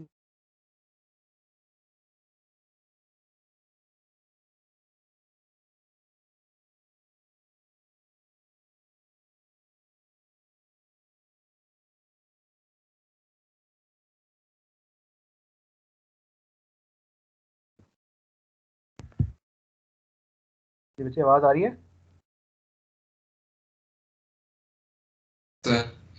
जी सर अब आ रही है। ओके। तो कंक्रीट की ट्रांसपोर्टेशन और हैंडलिंग के लिए आपने इक्विपमेंट इस तरह से यूज़ करने हैं। कंक्रीट के अंदर जो तीन जो प्रॉब्लम्स हैं ये प्रोड्यूस नहीं होनी चाहिए कि कंक्रीट की प्लेसमेंट में किसी भी तरह का कोई डिले ना आए, आपकी जो कंक्रीट है उसके अंदर अर्ली स्टिफनिंग या अर्ली ड्राइंग ना हो, और आपकी कंक्रीट के अंदर जो सेग्रीगेशन है वो भी नहीं होनी चाहिए। Delays in concrete placement, concrete को आपने एज सून एज पॉसिबल आपने उसको जो है वो प्लेस करना है। तो जितना ज़्यादा आप कंक्रीट की प्लेसमेंट को आप डिले करते जाएंगे तो कंक्रीट के में से जो मॉइस्चर होगा वो सारा का सारा यूज़ होता रहेगा, तो आपकी जो कंक्रीट होगी वो लेस वर्केबल हो जाएगी। लेस जितनी आपकी कंक्रीट लेस वर्केबल होगी, कंक्रीट को हैंडल करना या कंक्रीट को प्लेस करना आपके लिए जो है वो उतना ही ज़्यादा जो है वो मुश्किल हो जाएगा। Concrete should be placed into its final position as soon as practicable. Extended delays in placing can lead to a significant loss of consistency with time, making it possible to place with the satisfactory compaction. क्योंकि जो आपकी तो concrete में क्योंकि hydration reaction हो रहा है, और हाइड्रेशन रिएक्शन में आपके जो कंक्रीट के अंदर जो वाटर है वो भी यूज़ हो रहा है, और इसके अलावा कंक्रीट में से जो वाटर है वो एवापोरेशन की वजह से भी लॉस हो सकता है। तो जितना ज़्यादा आपका वाटर अगर लॉस हो गया तो आपकी जो कंक्रीट है वो लेस वर्केबल हो जाएगी। लेस वर्केबल होने की वजह से आपके लिए इम्पॉसिबल हो जाएगा उसको प्लेस करना या उसकी सेटिस्फैक्ट्री जो है वो कंपैक्शन कंप्लीट करना। तो इसलिए आप जो भी इक्विपमेंट या जो भी आप मशीन्स यूज़ करें ट्रांसपोर्टेशन या हैंडलिंग के लिए, उनको इस तरह से सेलेक्ट किया जाए कि आपकी कंक्रीट की प्लेसमेंट में किसी भी तरह का जो डिले है वो प्रोड्यूस ना हो। Second problem is the early stiffening and early drying out. Concrete को जैसे ही आप जो है वो कंक्रीट वाटर और सीमेंट को मिक्स करते हैं तो कंक्रीट के अंदर जो हाइड्रेशन रिएक्शन है वो उसी वक्त जो है वो स्टार्ट हो जाता है। लेकिन विद इन फर्स्ट 30 मिनट आपका जो हाइड्रेशन रिएक्शन होता है वो उतना ज़्यादा मैटर नहीं करता, और कंक्रीट अभी भी आपकी फ्रेश स्टेट में ही होती है। लेकिन आफ्टर दी 30 मिनट्स अगर आप कंक्रीट को एजिटेट नहीं करते हैं या कंक्रीट को आप स्लो स्पीड के साथ जो है वो रोटेट नहीं करवाते हैं तो फिर आपकी जो कंक्रीट है वो आपकी हार्ड होना स्टार्ट हो सकती है। लेकिन अगर आप कंक्रीट को बहुत ज़्यादा स्लो स्पीड के साथ एजिटेट करवाते रहें तो फिर आप 1.5 आवर्स तक कंक्रीट को जो है वो यूज़ कर सकते हैं, अनलेस अगर टेम्परेचर बहुत ज़्यादा हो गया कंक्रीट का या आपका जो इन्वायरमेंट है उसका टेम्परेचर इतना ज़्यादा है और उस टेम्परेचर के ज़्यादा होने की वजह से कंक्रीट में से जो मॉइस्चर है वो वाइपोरेट होना शुरू हो गया, तो फिर आपकी जो कंक्रीट है उसके अंदर जो अर्ली स्टिफनिंग है वो स्टार्ट हो जाएगी। अर्ली स्टिफनिंग का मतलब है कि आपकी जो कंक्रीट है वो अपने टाइम से पहले ही हार्ड होना स्टार्ट हो गई है। This is basically called early stiffening. Early stiffening कब होती है? जब या तो आपका जो हाइड्रेशन रिएक्शन है बहुत ज़्यादा स्पीड अप हो गया किसी रीज़न की वजह से, बहुत ज़्यादा स्पीड अप हो गया है। हाइड्रेशन रिएक्शन जब स्पीड अप हुआ है तो आपकी जो कंक्रीट है वो जल्दी सेट होना स्टार्ट हो गई है, या फिर आपकी कंक्रीट के अंदर जो मॉइस्चर था वो मॉइस्चर उसमें से बाहर निकलना शुरू हो गया है एवापोरेशन की वजह से या किसी और रीज़न की वजह से, फिर आपकी जो कंक्रीट है वो जल्दी आपकी हार्ड होना या सेट होना जो है वो स्टार्ट हो जाती है। Concrete begins to stiffen as soon as the cementitious materials and water are mixed, but the degree of stiffening that occurs in the first 30 minutes is usually not a problem. Concrete that is kept agitated generally can be placed and compacted within 1.5 hours after mixing, unless hot concrete temperatures or high cement content speed up the hydration reaction excessively. अगर आप concrete को agitate करवा रहे हैं तो आप उसको 1.5 our तक जो है वो यूज़ कर सकते हैं।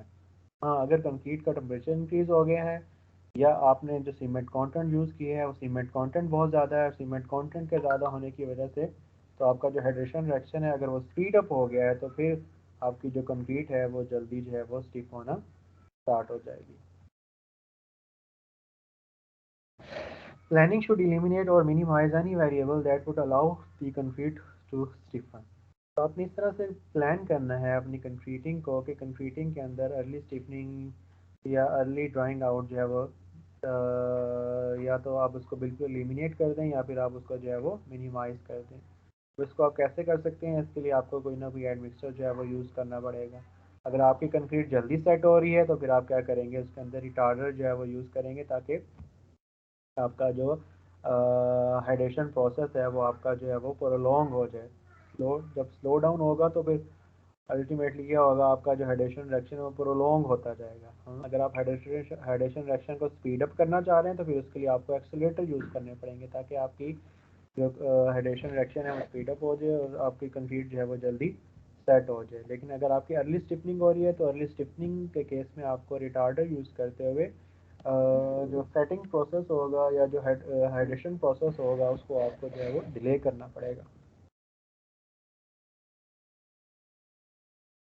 थर्ड जो प्रॉब्लम हो सकता है during the transportation that is the segregation में के बारे में मैंने आपको लास्ट लेक्चर में बताया था। That is the separation of coarse aggregate particles from the cement sand mortar.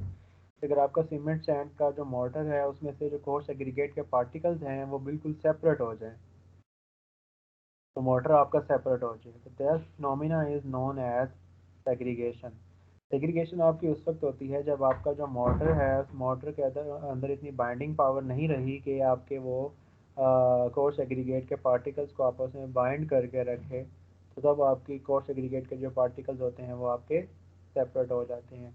और इस सेग्रीगेशन आपकी बहुत सारी रीजंस की वजह से हो सकती है कि अगर आपने कंक्रीट को बहुत ज़्यादा वाइब्रेट कर दिया है या आपने कंक्रीट को बहुत ज़्यादा ओवर मिक्स कर दिया है, ठीक है, या आपने बहुत ज़्यादा उसको वाइब्रेट कर दिया है या आपने उसको ओवर मिक्स कर दिया है या ड्यूरिंग दी ट्रांसपोर्टेशन आपने कोई सूटेबल इक्विपमेंट नहीं यूज़ किया जिसकी वजह से उसके अंदर जो सेग्रीगेशन है वो प्रोड्यूस हो सकती है।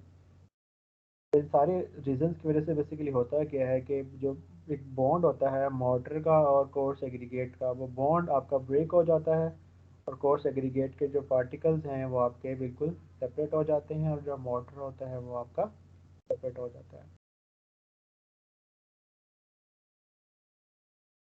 This results in a part of batch having too little coarse aggregate and the remainder having too much. इसमें क्या होगा, आप एक पार्ट में बहुत ज़्यादा कोर्स एग्रीगेट रह जाएंगे, दूसरे पार्ट में आपके कोर्स एग्रीगेट बहुत कम होंगे। तो जिस पार्ट में आपके जो कोर्स एग्रीगेट कम होंगे तो आपका जिसमें कोर्स एग्रीगेट कम होंगे और मोटर ज़्यादा होगा उसके उस पार्ट के अंदर श्रिंकेज ज़्यादा होगी और क्रैक्स भी ज़्यादा डेवलप होंगे। और जिस पोर्शन में आपके कोर्स एग्रीगेट ज़्यादा होंगे वो आपका जो पोर्शन होगा वो ज़्यादा हार्ड होगा, ज़्यादा हार्श होगा। उसको फिनिश करना या उसकी जो कंपैक्शन करना आपके लिए जो है वो इतना ज़्यादा मुश्किल हो जाएगा और हो सकता है कि उसकी वजह से जो हनी कॉम्बिंग है वो भी प्रोड्यूस हो जाए।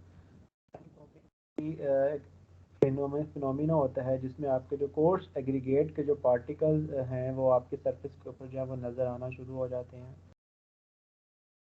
तो ये भी सेग्रीगेशन की वजह से ही होता है। अब इन सारी पिक्चर्स में आपको नज़र आ रहा है आपके जो मोटर है वो सारे का सारा यहाँ से जो है वो फ्लो कर गया है, कोर्स एग्रीगेट इधर ही रह गए हैं और आपका जो मोटर है वो सारे का सारा यहाँ से जो है वो फ्लो कर गया। This phenomena is basically known as honey combing.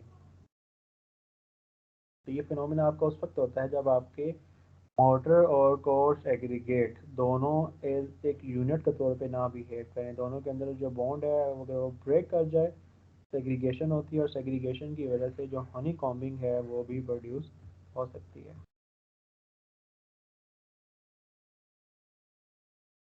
तो बच्चे यहाँ तक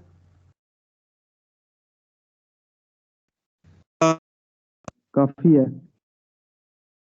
जी, यस सर, क्लियर है। आगे थोड़ी सी स्लाइड्स रह गई हैं कुछ आगे इक्विपमेंट्स हैं जो कि हम कंक्रीट की ट्रांसपोर्टेशन के लिए और हैंडलिंग के लिए जो है वो यूज़ करते हैं। इक्विपमेंट्स को बस मैं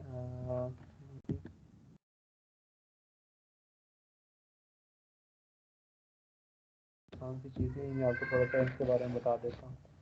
तो इसमें बेसिकली वो है जिसको हम कंक्रीट की ट्रांसपोर्टेशन के लिए या फिर कंक्रीट को हैंडल करने के लिए जो है वो यूज़ करते हैं। इक्विपमेंट है वो है belt conveyor. Belt conveyor basically जो होते हैं आपके एक मशीनी बेल्ट होता है जिसके ज़रिए कंक्रीट को आगे की तरफ जो है वो हॉरिजॉन्टल डायरेक्शन में जो है वो आगे की तरफ जो है वो प्लेस किया जाता है।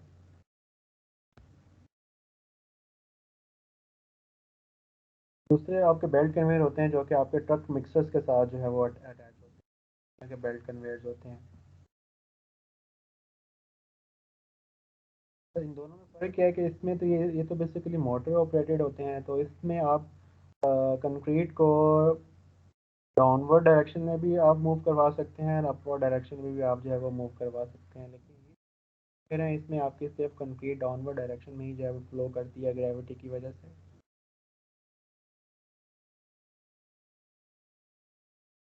उसके बाद हम बकेट्स जो है वो यूज़ करते हैं कंक्रीट को प्लेस करने के लिए। बकेट्स हम वहाँ पे यूज़ करते हैं जहाँ पर आपका कोई जो तो बकेट्स को हम हेलीकॉप्टर्स वगैरह के साथ अटैच करके फिर हम उसके ज़रिए जो कंक्रीट होती है उसको जो है वो प्लेस किया जाता है हेलीकॉप्टर्स के ज़रिए या क्रेन वगैरह के ज़रिए जो है वो यूज़ किया जाता है। लेकिन ये यूज़ किए जाते हैं इन एक्सेसिबल पॉइंट्स वगैरह के लिए, जैसे अगर हम किसी जगह पर कोई डैम वगैरह बना रहे हैं या कोई बिल्डिंग है जिसकी हाइट बहुत ज़्यादा है, तो वहाँ पर बकेट्स वगैरह को जो है वो कंक्रीट की प्लेसमेंट के लिए जो है वो यूज़ किया जाता है।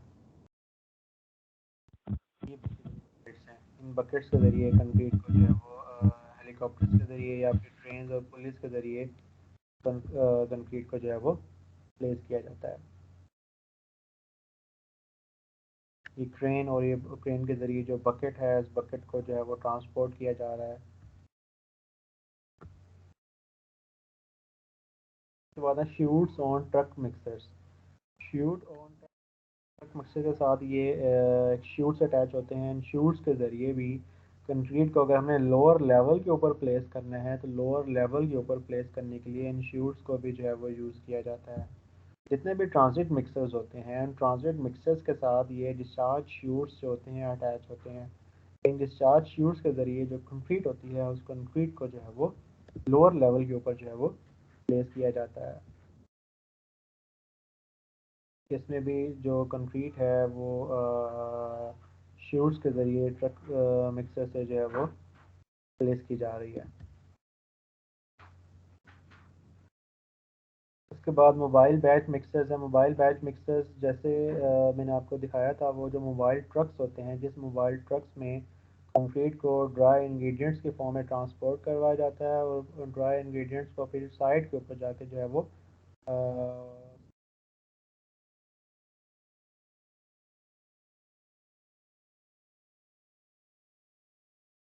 ये मिक्सर्स होते हैं इसमें इंग्रेडिएंट्स को ड्राई फॉर्म में ट्रांसपोर्ट किया जाता है साइड के ऊपर और फिर साइड के ऊपर ही इसके अंदर वाटर ऐड करके साथ ही कंक्रीट को जो है वो प्लेस कर दिया जाता है।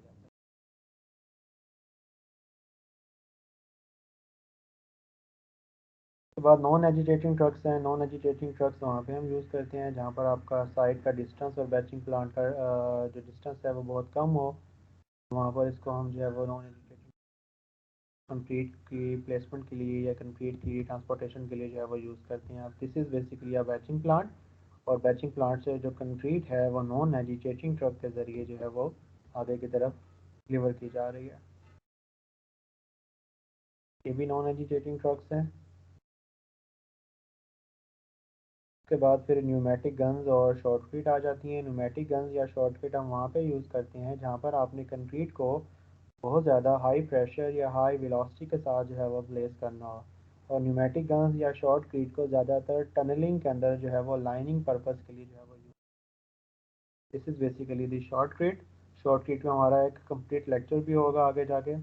शॉर्टकट बेसिकली वहाँ पे यूज़ की जाती है जहाँ पे आपने कंक्रीट को बहुत ज़्यादा हाई वेलोसिटी या हाई प्रेशर के साथ जो है वो प्लेस करना हो।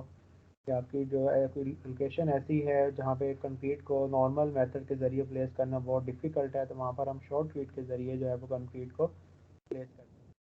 नॉर्मली जो शॉर्टकट की जो मेन जो एप्लीकेशन है वो टनल्स के अंदर जो इंटीरियर वॉल्स होती हैं उनकी लाइनिंग के लिए शॉर्टकट को जो है वो यूज़ किया जाता है।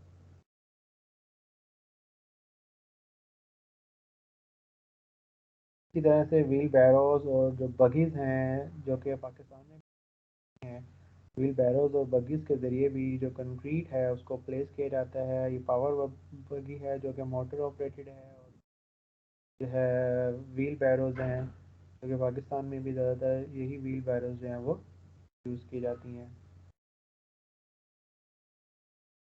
इसी तरह से जो पंप्स हैं, पंप्स भी कंक्रीट को ट्रांसपोर्ट करने के लिए या कंक्रीट को एक पॉइंट से हाइटेड पॉइंट के ऊपर ट्रांसपोर्ट करने के लिए पंप्स को भी जो है वो यूज़ किया जाता है। तो एप्लीकेशन है ज़्यादातर होती है हाई राइज बिल्डिंग्स के अंदर। हाई राइज बिल्डिंग में आपकी जो कंक्रीट होती है वो ग्राउंड पे होती है, लेकिन इन पंप्स के ज़रिए फिर कंक्रीट को हाई पॉइंट के ऊपर जो है वो ट्रांसपोर्ट किया जाता है, हाई पॉइंट तक इसको जो है वो कन्वे किया जाता है। इस तरह से जो कंक्रीट है उसको या नाम है पंप्स के ज़रिए ज़्यादा हाइट के ऊपर या ज़्यादा लंबे डिस्टेंस तक कंक्रीट को जो है वो प्लेस किया जा सकता है।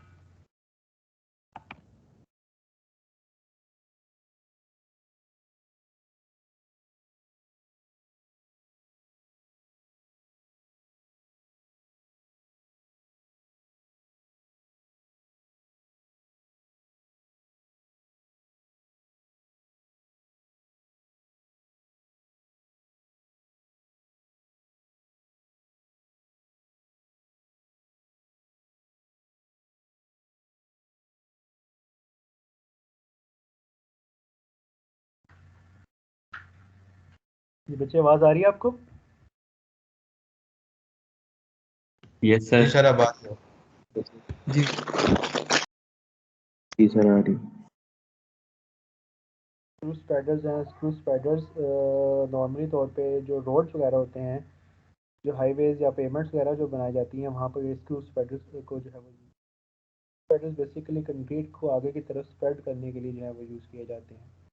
अब क्योंकि जो रोड्स वगैरह होते हैं वहाँ पर आपका कंक्रीट का जो वॉल्यूम होता है वो बहुत ज़्यादा होता है, तो वहाँ पर हम एक ही जगह पे कंक्रीट को प्लेस करके फिर स्क्रू स्पाइडर्स की मदद से जो कंक्रीट होती है उसको आगे की तरफ जो है वो स्प्रेड किया जाता है। ये वो सारे इक्विपमेंट्स हैं जिसको हम कंक्रीट को